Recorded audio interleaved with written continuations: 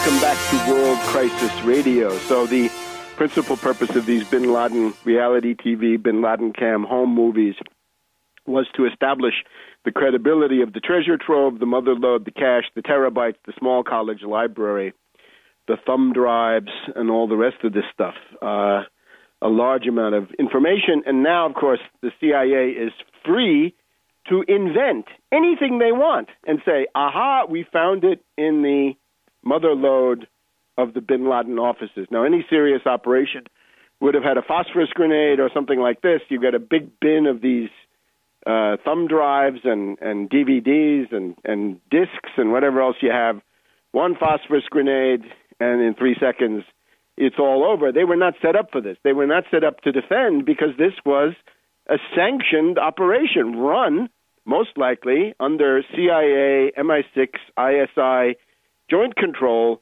with the idea that this was directing dupes, misdirecting them, if you like, according to the goals of Anglo-American intelligence. But at a certain point, they decided to close the office by going in and killing everybody. And the famous CIA safe house that we're told existed a few blocks away was a liaison office. Yes, that's been going on for quite a while.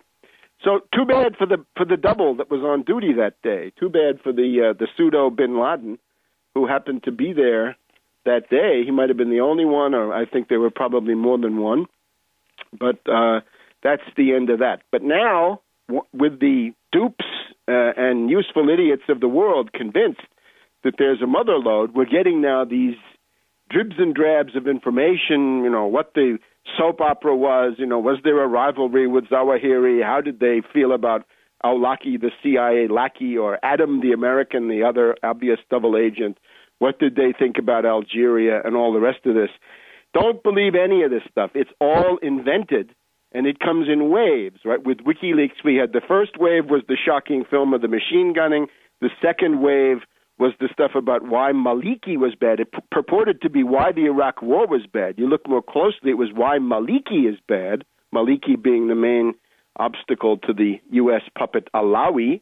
And then the third dump last November, December, became the CIA hit list, why Gaddafi, Putin, Berlusconi, Karzai, other people across the world were bad, with a little bit of gossip thrown in about people like Merkel and Sarkozy that they have no interest in undermining.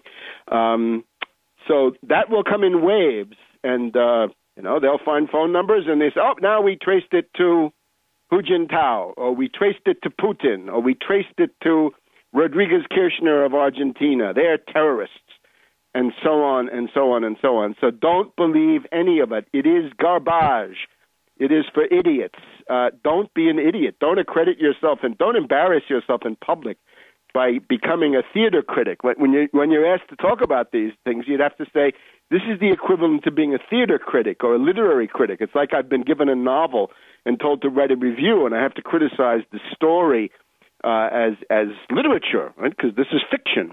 But it's political fiction, and it's the kind of political fiction that can start world wars.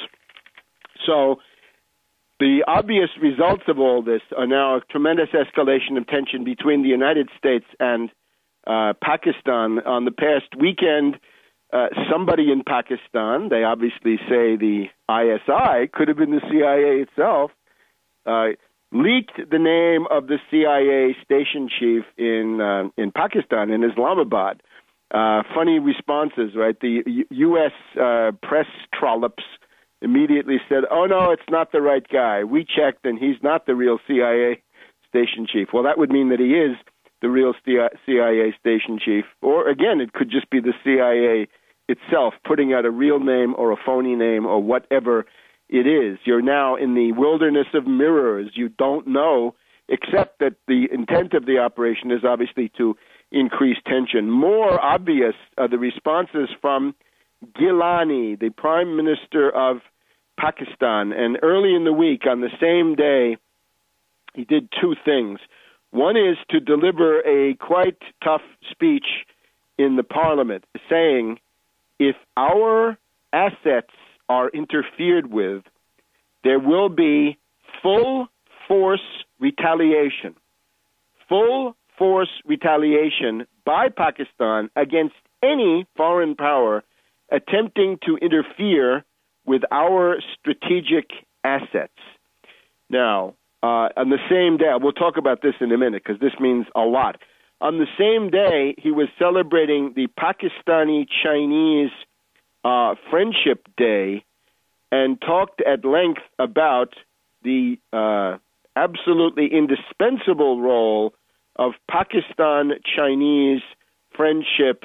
He's really talking about an alliance which is as high as the Himalayas, and it leads then to Pakistan being the beneficiary of the Chinese economic development experience. And he said this using a sweeping rhetoric, which was in sharp contrast to the market warnings he's giving to the U.S., where he says, we value our relation with the U.S., but the Chinese relation is absolutely indispensable and the basis of our future, and so forth. So it's clear what's going on. Pakistan is in a strategic alliance with China.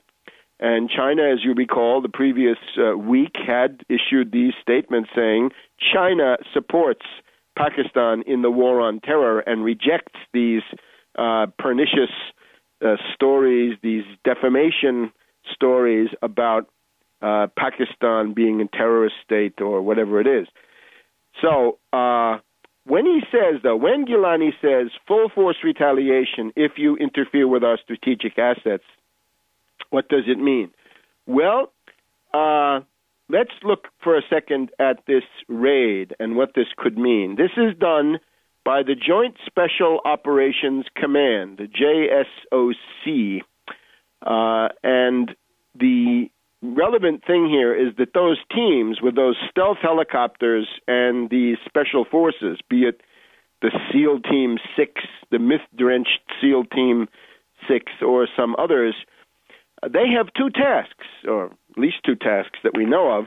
One is the possibility of making these raids. When they locate so-called terrorists, they go there, be it in Afghanistan. I think they operate out of Bagram Air Base. Well, they might operate out of other places, too. They might have been operating out of Pakistan. We don't know this. You don't know. A lot of what you think you know, you don't know. You're in the wilderness of mirrors.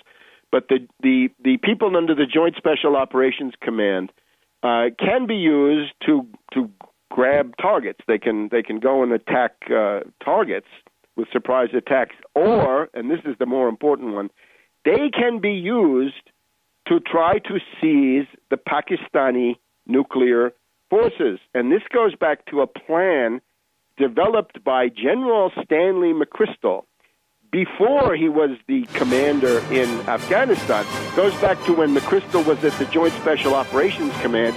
He developed a plan to use teams exactly like this to go and try to seize control of the Pakistani nuclear forces. This is what the warning was about. We'll have more in a minute about this on World Crisis Radio.